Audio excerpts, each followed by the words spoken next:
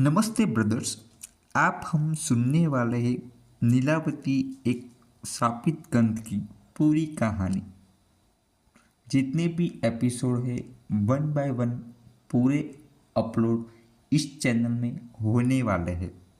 तो शुरू करते हैं novel story Neelavati with Rahul Thakur के साथ। नीलावती ग्रंथ। दोस्तों, नीलावती ग्रंथ को भारत सरकार ने बैन कर दिया है क्योंकि इस ग्रंथ को एक श्रापित यक्षिणी के द्वारा लिखा गया है। ऐसा माना जाता है कि जिसने भी लालचवश इस किताब को पढ़ने की कोशिश की उसकी मृत्यु हो गई है या फिर वह पागल हो गया।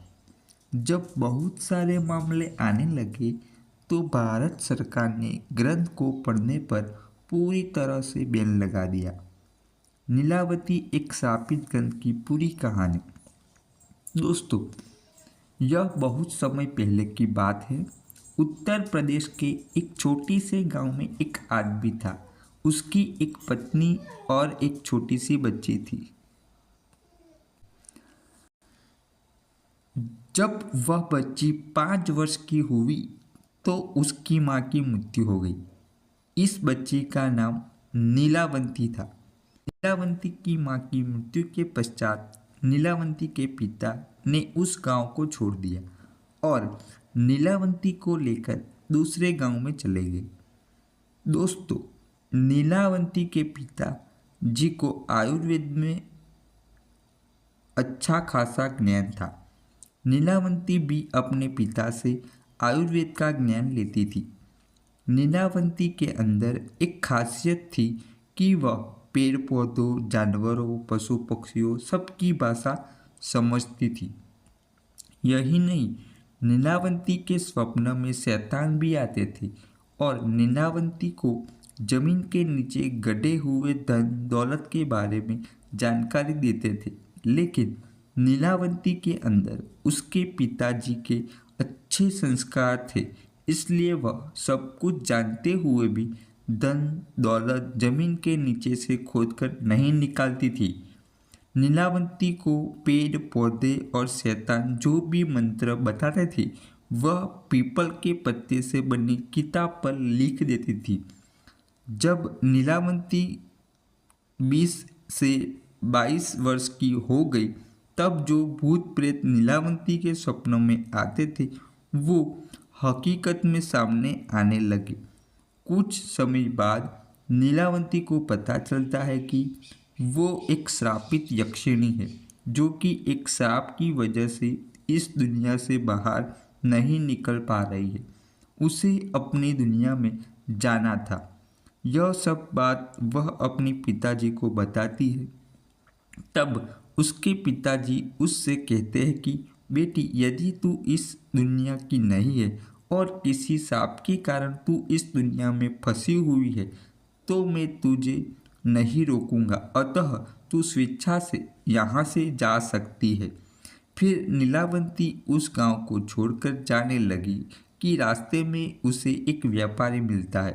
अतः नीलावती उस व्यापारी से दूसरे गांव में जाने के लिए कहती है क्योंकि नीलावती को एक अच्छी आत्मा ने बताया था कि यहाँ से 35 मील की दूरी पर तुम्हें एक गांव मिलेगा और उस गांव में तुम्हें एक बरगद का पेड़ मिलेगा। वहीं से तुम्हें अपनी दुनिया में जाने का रास्ता मिलेगा। इसके अलावा तुम्हें अपने रक्त के साथ साथ पशु पक्षियों की भी बलि देनी होगी। इसी को ध्यान में रखते हुए वह नीलावती उस व्यापारी से उस गांव में चलने के लिए कहती है। वह व्यापारी नीलावती को देखकर मंत्रमुग्ध हो जाता है और कहता है कि मैं तुम्हें उस गांव में छोड़ दूंगा, लेकिन बदले में तुम्हें मुझसे शादी करनी पड़ेगी। नीलावती ने व्यापारी के सामने मुस्कुराते हुए कहा कि ठीक है, मुझे मंजूर है, लेकिन मेरी एक शर्त है कि रात के समय मैं तुम्हारे साथ नहीं रहूँगी। मैं कहाँ जाती हूँ, क्या करती हूँ, इसके बारे में तुम मुझसे कुछ नहीं पूछोगे। व्यापारी ने कहा कि ठीक है, मुझे मंजूर है। उसके बाद वह व्यापारी नीलावंती को अपने बैलगाड़ी में बिठाकर उस गांव में ले गया। फिर शर्त के अनुसार नीलावंती ने उस व्यापारी से विवाह कर लिया। रात के समय नीलावंती प्रतिदिन बरगद के पेड़ के नीचे तंत्र मंत्र करने के लिए चली जाती थी। वहाँ पर वो अपना रक्त और पशु पक्षियों की बलि भी चढ़ाती थी।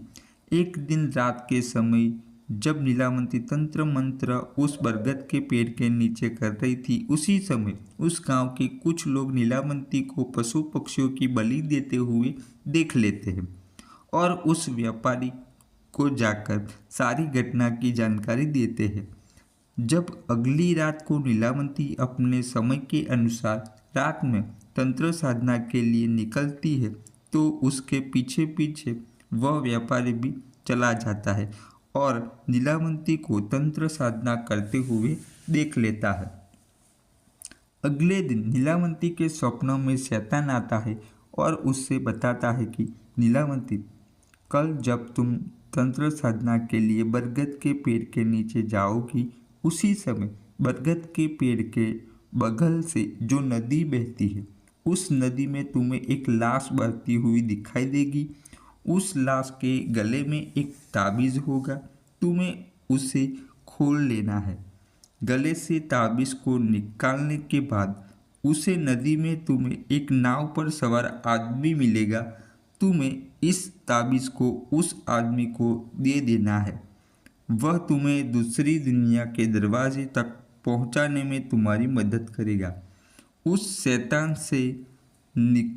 शैतान ने नीलावंती से यह भी कहा कि तुम्हें अपनी दुनिया में वापस लौटने का सिर्फ यही एक ही चांस मिलेगा, दोबारा चांस तुम्हें नहीं मिलेगा। अगले दिन नीलावंती बहुत खुश हो गई और रात के समय बरगद के पेड़ के नीचे चली गई। वह तंत्र साधना करके अपनी रक्त की तथा पशु पक्षी की बलि दे रही थी कि उसे नदी के किनारे एक लाश बहती हुई दिखाई देती है। नीलावंती उस लाश के पास जाती है और उसके गले में बंधे हुए ताबीज़ को निकालने की कोशिश करती है। उसी समय वहाँ पर वह व्यापारी भी आ गया जो अब असली शैतानी रूप में आ गया था। वह ताबीज़ की पहली गांठ खोल पाई थी, दूसरा खोलने ही वाली थी कि गांव वाले वहां आ गए और नीलावंती को नर पक्षी समझकर कहने लगी कि ये दोनों शैतान है, दोनों तो सभी गांव वालों को मार डालेंगे, अतः इन दोनों को मार डालो। सभी गांव वालों ने अपने अपने हथियार लेकर दोनों को दौड़ा लिया। नीलावंती तो बच गई, लेकिन गांव वालों ने उस राक्षस को मार गिराया। राक्षस होने की वजह से वह दोबारा जीवित हो उठा और नीलावंती के पास आकर बोला कि तुम मुझे ये किताब दे दो जिसमें तुमने मंत्रों को लिखा है और मुझे कुछ नहीं चाहिए। तब नीलावंती ने सोचा कि यदि यह किताब इस शैतान को मिल गया तो यह दुनिया के लिए अनर्थ साबित हो सकता है। अतः नीलावंती ने उस किताब को साबित करते हुए कहा कि जिसने लालच में आकर इस किताब को पूरा पढ़ लिया उसकी तुरंत मृत्यु हो जाएगी और जिसने इस किताब को आधा पढ़कर बीच में ही छोड़ दिया वह पागल हो जाएगा। यह कहकर नीलावंती उस किताब को लेकर भाग गई। उसके बाद नीलावंती का आज तक पता नहीं चला कि वह कहाँ गई। कुछ समय पश्चात वह किताब एक साधु को मिलती है। उस साधु के मन में किसी भी तरह का कोई लालच नहीं था। चूँकि वह किताब दूसरी भाषा में लिखी गई थी, अतः उस साधु ने उसे सरलतम रूप में अनुवाद करके लिखा ताकि सबको समझ में आ गए।